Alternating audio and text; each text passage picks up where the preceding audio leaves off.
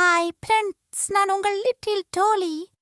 நாங்க உங்களுக்காக ஒரு அழகான சாங் ரெடி பண்ணிருக்கோம். இப்போ நீங்க அதோட சாம்பிள் பாருங்க. அதிகாலை எழுந்து பள்ளிக்கு செல்வோம்,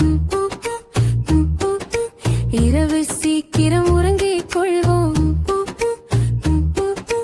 நோட்டு புக்கை கையில் எடுப்போம்,